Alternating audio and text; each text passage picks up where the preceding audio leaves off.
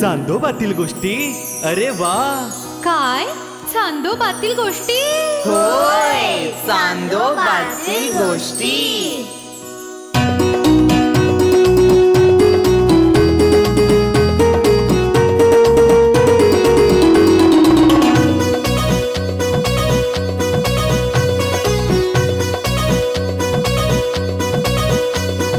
चला चला पाहूया, चला ऐकूया चांदोबातील गोष्टी.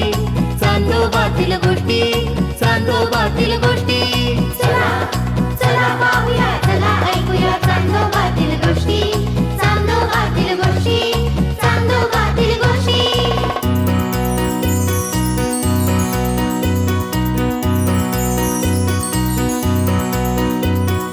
राजकन्या एक सुंदर,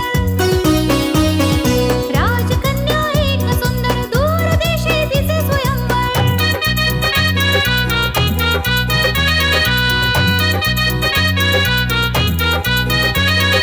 दूरदेशी फार पूर्वी असे स्वयंवर.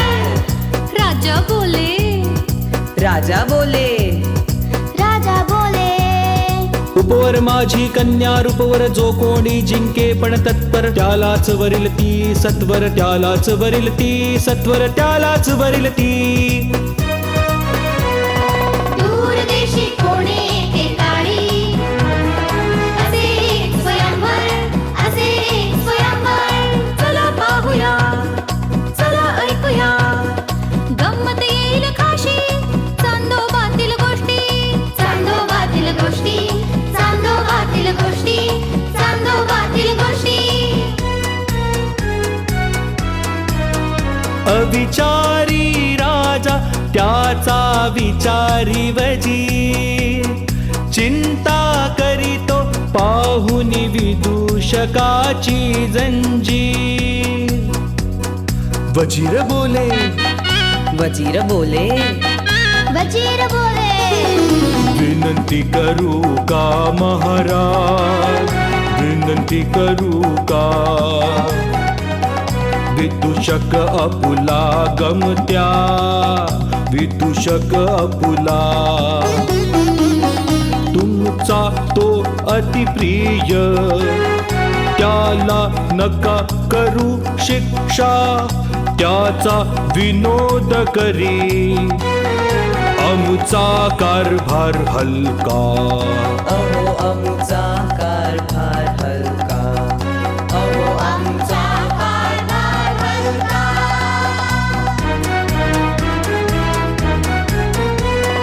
नंतर येते दिलखे चकते विक्रमादित्य वेताळ, भलीपुरी मायावी दुनिया अंधयाळू गोपाळ. कोणी एकेकाळी फार पूर्वी दूरदेशी या उघडू ही शिदोरी. नवीन पिढीसाठी या दूर दूर देशी. चला पाहूया, चला ऐकूया चांदोबातील गोष्टी, चांदोबातील गोष्टी, चांदोबातील गोष्टी. नमस्कार, मी सुमेधा कशाळकर. उत्तर अमेरिकेतील अक्षय भाषा या संस्थेतर्फे आयोजित चांदोबातील गोष्टी या कार्यक्रमाअंतर्गत गोष्ट सादर करीत आहोत. 3 धोके. विक्रमादित्यानं आपला हट्ट सोडला नाही. तो झाडाजवळ गेला, प्रेत खांद्यावर काढून घेतले आणि स्मशानाच्या दिशेने नेहमीप्रमाणे मौनपणे चालू लागला. तेव्हा प्रेतात बसलेला वेताळ त्याला म्हणाला, राजा विक्रमादित्य.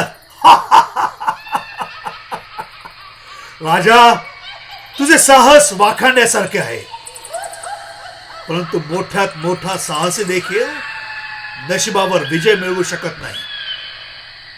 याचे उदाहरण म्हणून मी तुला एक गोष्ट सांगतो, नीट लक्ष देऊन ऐक. असे सांगून वेताळ गोष्ट सांगू लागला. सोन नदीच्या काठी सोनपूर गावी शांतिवर्मा नावाचा एक राजा राज्य करीत होता. त्याला खूप उशिरा एक मुलगा झाला. गादीला वारस झाला म्हणून राजाला खूप आनंद झाला. राजाने मुलाच्या बारशासाठी राज्यभर एक मोठा उत्सव केला. मुलाचं नाव सुमंत असं ठेवण्यात आलं. बारशाला कित्येक ज्योतिषी आले होते. त्यांनी मुलाची कुंडली पाहिली. त्यांच्या चेहऱ्यावर काळजी पाहून राजानं त्यांना विचारलं,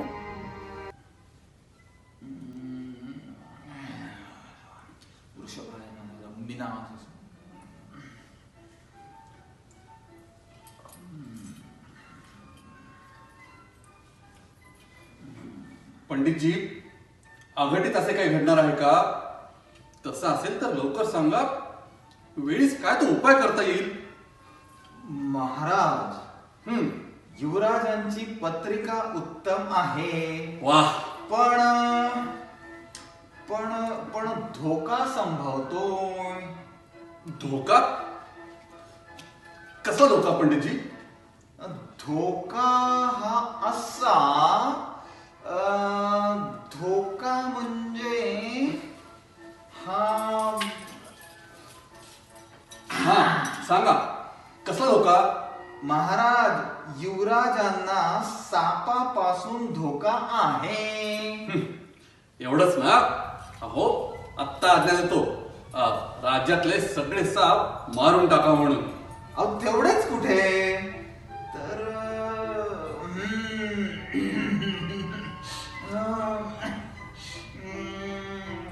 ठीक आहे. लवकर सांगा. युवराजांना मगरीपासून धोका आहे. मगरीपासून धोका? युवराज कधीही पाण्याजवळ जाणारच नाही. झालं? अहो, एवढ्यात कुठे झाले?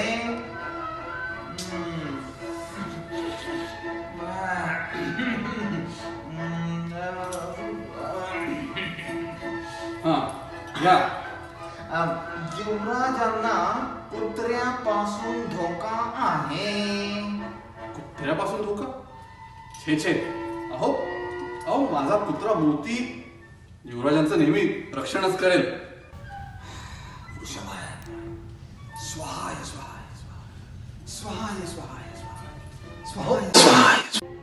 ज्योतिषाची वाणी ऐकून राजा शांतिवर्मा घाबरून गेला.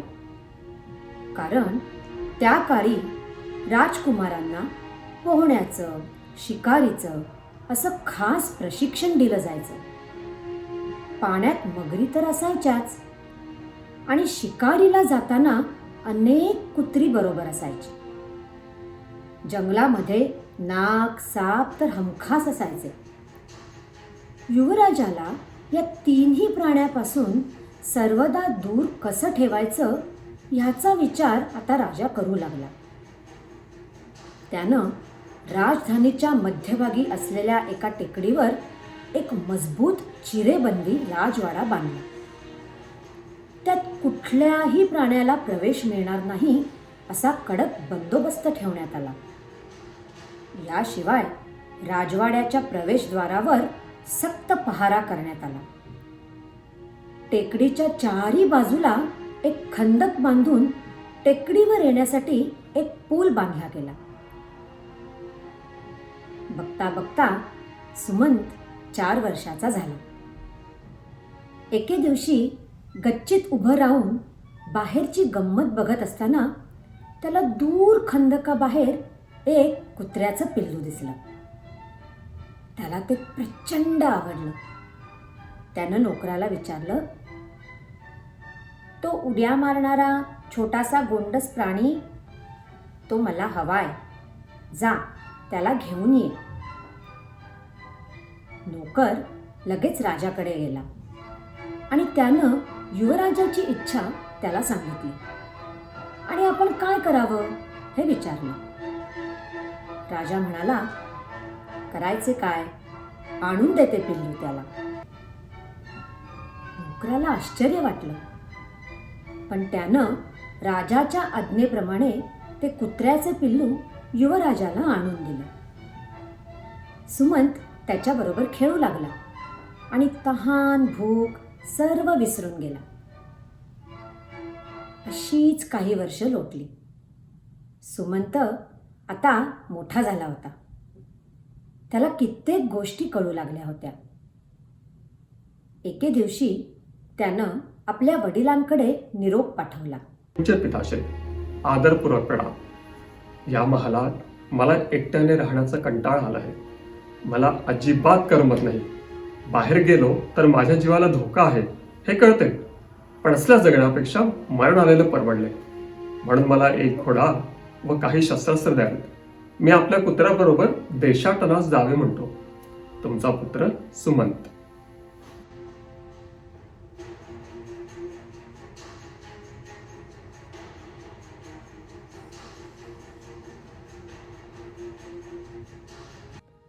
युवराजाचा तो निरोप कळल्यावर राजानं नकार दिला नाही. त्याला खंदकाबाहेर पोचवण्यासाठी एक नाव पाठवलं. खंदकापलीकडे त्याच्यासाठी एक घोडा तयार करून ठेवला होता, ज्याच्यावर बसून युवराज जग बघायला निघाला. त्याचा कुत्रा देखील मागून धावत त्याला साथ देत होता. कित्येक दिवस प्रवास केल्यावर युवराज एका विक्षिप्त राजाच्या राजधानीत येऊन पोचला. या राजाचं नाव होतं चंद्रसेन आणि त्याच्या एकुलत्या एक मुलीचं नाव होतं सीमंतिनी. तिच्या रूप लावण्याचं वर्णन ऐकून दूर दूरच्या राजकुमारांनी तिला मागण्या घातल्या होत्या. एका महालासमोर तरुणाची गर्दी दिसली म्हणून सुमंत उतरला.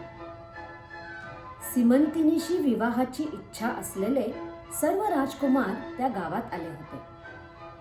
त्या सर्वांच्या राहण्याची व्यवस्था एकाच राजमहालात केली गेली होती. त्या महालासमोर सुमंतला घोड्यावरून उतरताना पाहून तो सुद्धा सीमंतिनीशी विवाह करण्याच्या इच्छेनेच आला आहे असे त्या सर्वांना वाटले. महोदय, आपण कोण, कुठले? मी एक प्रवासी आहे. माझे वडील शेजारच्या राज्यात सैसाचं काम करतात. माझी आई माझ्या लहानपणीच वाढली. माझ्या वडिलांनी दुसरं लग्न केलं. माझ्या सावत्राईने माझा फार जाच केला. त्यामुळे मी घर सोडून भटकतो आहे. तिथे कसली सभा भरली आहे का? सभा नव्हे, आम्ही वेगवेगळ्या देशातले राजपुत्र. राजा चंद्रसेन यांची सुस्वरूप कन्या सीमंतिनी हिचा हात लग्नात मिळवण्यासाठी आलेलो. राजा चंद्रसेन हे विक्षिप्त म्हणून प्रसिद्ध आहे. त्यांनी एक विचित्र अट घातली. ती समोर भिंत दिसतीये काळ्या दगडांची, 70 फूट उंच भिंत आहे ती चढून जो कोणी सीमंतिनीच्या महालात प्रवेश करेल तिचा विवाह त्याच्याशी होईल. मग आतापर्यंत तुम्हाला कोणास यश प्राप्त झाले आहे का? छे, आम्ही सगळे हताश झालो. उद्या परत जाऊ घरी. हे आव्हान मी घेतलेच पाहिजे. माझे मन मला सांगते आहे मी यात नक्की यशस्वी होईल. पण डोळसपणे या आव्हानाचा अभ्यास करायला हवा. सुमंतनं स्वतःच्या भाग्याची परीक्षा करून पाहण्याचं ठरवलं. त्यानं सर्वप्रथम परिस्थितीचा आढावा घेतला. ज्या महालात राजकन्या सीमंतिनी होती त्या संपूर्ण परिसराचा अभ्यास केला. इतर राजकुमारांनी काय काय चुका केल्या हे सुद्धा जाणून घेतलं. मग त्यानं छिन्नी हातोडा घेऊन कुणाचंही लक्ष नसताना पाय ठेवायला छोट्या छोट्या खाचा निर्माण केल्या. आणि ते करताना त्याच्या असं लक्षात आलं की एका विशिष्ट बाजूला दगड नसून फक्त विटा आहे. तो मनात म्हणाला, दगडापेक्षा वीट मऊ, चढायला सोपी. त्यानं संपूर्ण विचार करून भिंतीवर चढायला सुरुवात केली. आणि पाहता पाहता तो सीमंतिनीच्या महालात पोचला देखील. ते बघून पराभूत राजकुमार बावचळून गेले. त्यानं एकाला तातडीनं चंद्रसेन राजाकडं म्हणजे सीमंतिनीच्या वडिलांकडे पाठवलं.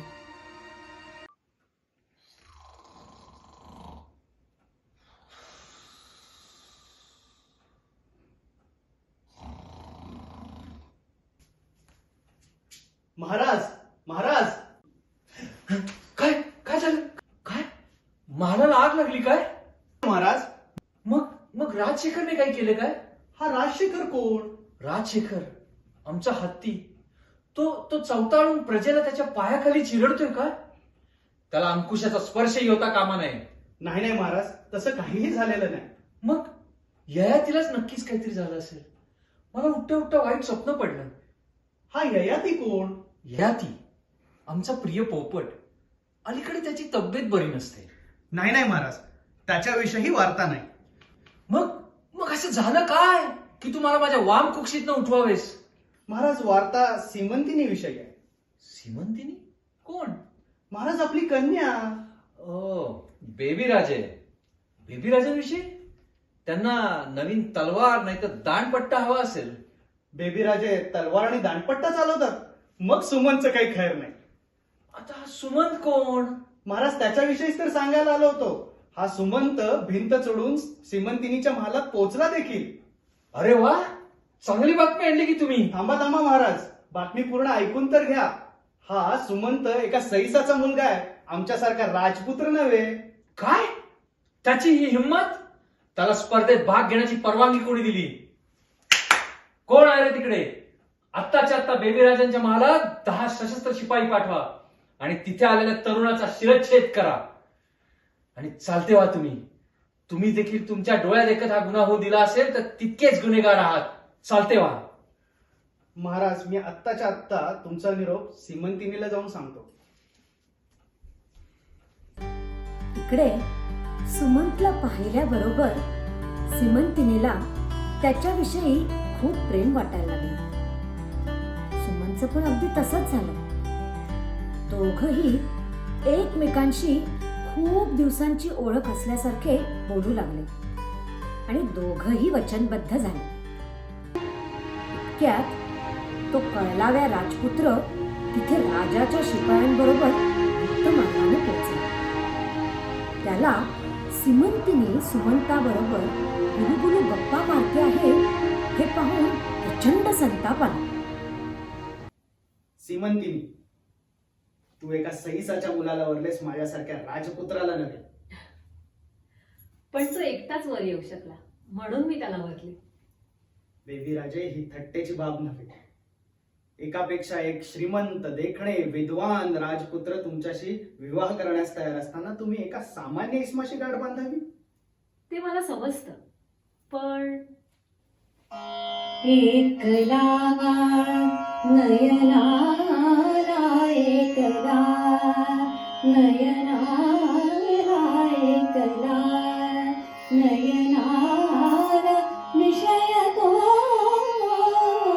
झाला एकला नयनाला विषय तो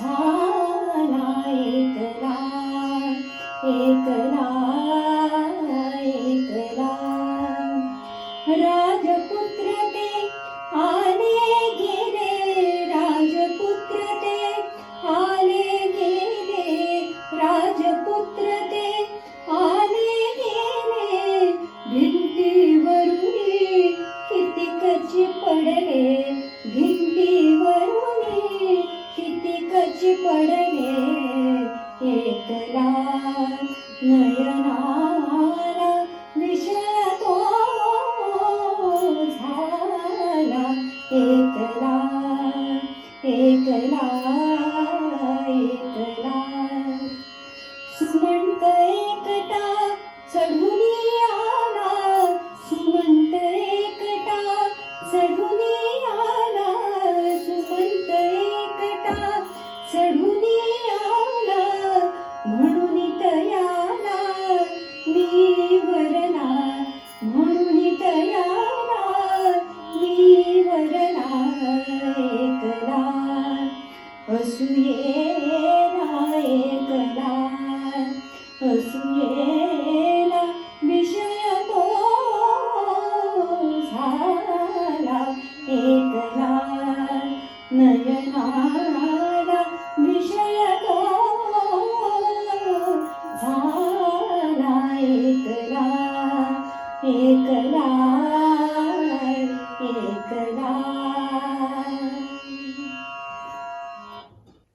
असं आहे का? मग भोग जा आपल्या कर्माचे फळ. बेबी राजे, आपल्या प्रिय पिताश्रींनी 10 शिपाई पाठवले तुमच्या नयनाच्या विषयाचा शिरच्छेद करायला. अगो बाई, खरंच की काय? पिताश्री, तुम्ही स्वतःचे शब्द विसरला? तुम्हीच ठेवली होती ना ही स्पर्धा? मग जिंकलाय की सुमंत आता ही स्पर्धा? अन्याय करताय का तुम्ही? शिपायांनो, थांबा.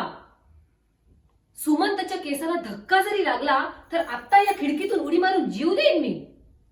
परत जा आणि माझ्या वडिलांना सांगा, सीमंतीनी लग्न करेल तर फक्त सुमंतशी. शिपाई हा निरोप घेऊन परत गेले. आश्चर्य म्हणजे राजा चंद्रसेन जराही रागावला नाही. त्यानं सीमंतिनीचं लग्न अगदी थाटामाटात सुमनशी करून दिलं. त्यानंतर सुमंतनं त्याची दोन्ही गुपितं सीमंतिनीला सांगितली. पहिलं म्हणजे आपण सोनपूरचे राजकुमार आहोत हे, आणि दुसरं म्हणजे आपल्याला मगर, साप आणि कुत्रा ह्याच्यापासून धोका आहे हे. सीमंतिनी हुशार आणि शूर होती. तिनं सुमंतसाठी एक अंगरक्षक नेमला आणि सुमंतला एक तलवार दिली. लग्न झाल्यावर लवकरच सुमंतला स्वतःच्या राज्यात जावंसं वाटू लागलं. राजा चंद्रसेनाने बराचसा लवाजमा, शिधा सामग्री त्या दोघांबरोबर दिली आणि त्यांचा प्रवास सुरू झाला. वाटेत एका नदीपाशी मुक्काम होता. रात्री सुमंत झोपला असताना एक मगर त्याच्या तुंबूत शिरली. सीमंतिनी सजग आणि सावध होतीच. तिनं लगेच सुमनची तलवार घेऊन मगरीचा वध केला. सुमंतला वाटलं, खरंच ज्योतिषाचं बाकी खरं होणार होतं, पण सीमंतिनीमुळं हे टळलं. हे कधी एकदा आता आपल्या वडिलांना सांगतोय असं त्याला झालं. तो पहाटे उठला. अंधारातच त्यानं प्रवासाचे कपडे चढवले. सीमंतिनी झोपलीये असं त्याला वाटलं. तिला न उठवता तो जाऊ लागला. घोड्याचा चाबूक उचलायला जाणार इतक्यात सीमंतिनीने त्या चाबकाचे विजेच्या चपळाईने तुकडे तुकडे केले. कारण तो चाबूक नसून साप होता. सुमंतला तर क्षणभर काय झालं हेच कळलं नाही.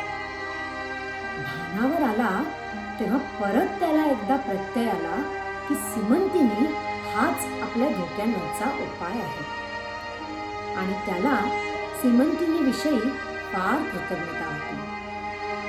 त्यानं तसं बोलून पण दाखवलं. पण सीमंतिनी नम्रपणे म्हणली की तिच्या पतीचं प्राण वाचवणं हे तिचं कर्तव्यच आहे. आणि मग तिनं मागणी केली की यापुढे सुमंत कधीही एकटा तिला सोडून जाणार नाही. नंतर ते सुखरूप सोनपूरला पोचले. राजा शांतिवर्म्याला त्या दोघांना पाहून अतिशय आनंद झाला. पूर्ण राज्यात रोषणाई केली गेली. पंचपक्वान्नाचे जेवण दिले गेले. मंगल संगीत जागोजागी वाजवले गेले. दुसऱ्या दिवशी सुमंत तो ज्या महालात लहानाचा मोठा झाला तो महाल आणि त्याच्या भोवतीचा खंदक सीमंतिनीला दाखवायला घेऊन गेला. खंदकाच्या भोवती आता बरीच झाडं झुडपं वाढली होती. तिथं त्याचा कुत्रा फुलपाखराच्या मागं लागून खंदकात पडला. त्याला वाचवायला सुमंत त्याच्या मागं गेला आणि तो सुद्धा खंदकात पडला. तो गेल्यानंतर त्या महालाची आणि परिसराची काहीच निगराणी न झाल्यामुळे तिथे प्रचंड दलदल साचली होती. त्यातून सुमंतला काही बाहेर निघता येईना. हे चाणाक्ष सीमंतिनीच्या लगेच लक्षात आलं. तिनं आपली शाल काढून एक टोक सुमनकडं फेकलं आणि सर्व शक्तीनिशी त्याला वर ओढलं. पण सुमंतला वाचवण्याच्या नादात कुत्रा मात्र दलदलीत बुडाला. याचं सुमंतला फार वाईट वाटलं. पण सुमंतवरचं शेवटचं संकट देखील टळलं म्हणून राजाला अतिशय आनंद झाला. पंडितजी, आता तरी सगळी संकट टळलेत ना सुमंतवरची? होय, आता सुमंतला कधीही कोणापासूनही धोका नाही. वा.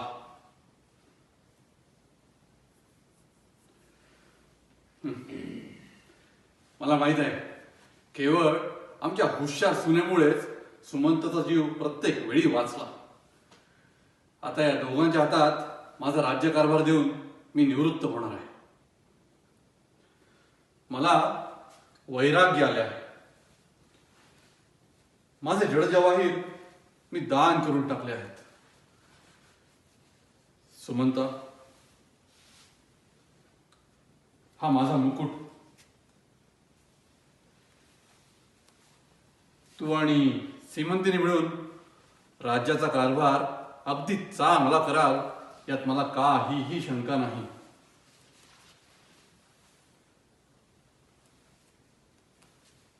शुभम भवतु.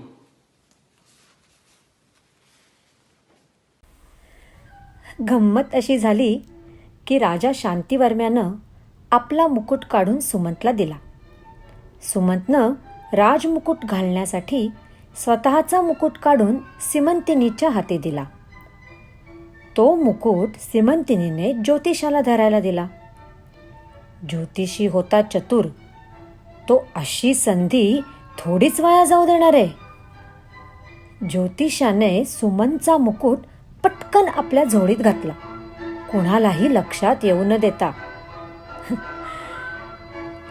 राजा शांतिवर्म्याच्या म्हणजे त्याच्या वडिलांच्या इच्छेला मान देऊन सुमंतने राजमुकुटाचा स्वीकार केला, म्हणजेच राज्याच्या जबाबदारीचा स्वीकार केला.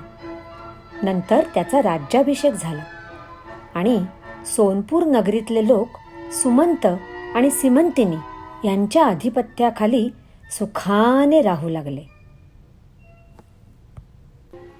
राजा, आपल्या मुलाला वाचवण्यासाठी शांतिवर्मानं एवढी मोठी तयारी केली होती.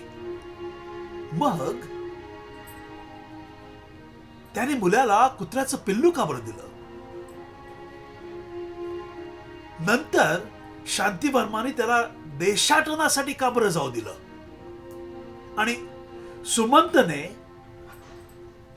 आपली खरी ओळख सीमंतिनीला व राजा चंद्रसेनाला आधी का बरं दिली नाही? या प्रश्नांची उत्तरं माहिती असूनही तू दिली नाहीस तर त्याचा परिणाम तुला माहितीच आहे. तुझ्या डोक्याची 100 शकलो होऊन तुझ्याच पायावर लोळू लागतील.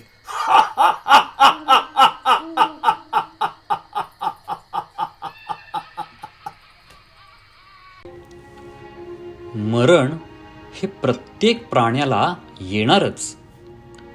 तो निसर्ग नियम आहे. आयुष्यात मनुष्यावर निरनिराळे प्रसंग येतात आणि तो त्यातून वाचण्याचा प्रयत्न करतो. मृत्यूला टाळण्यासाठी आपलं आयुष्य निरस करणं यासारखा मूर्खपणा नाही. राजा शांतिवर्मा हा विचारी व शहाणा होता. तो एक उत्तम पिता देखील होता.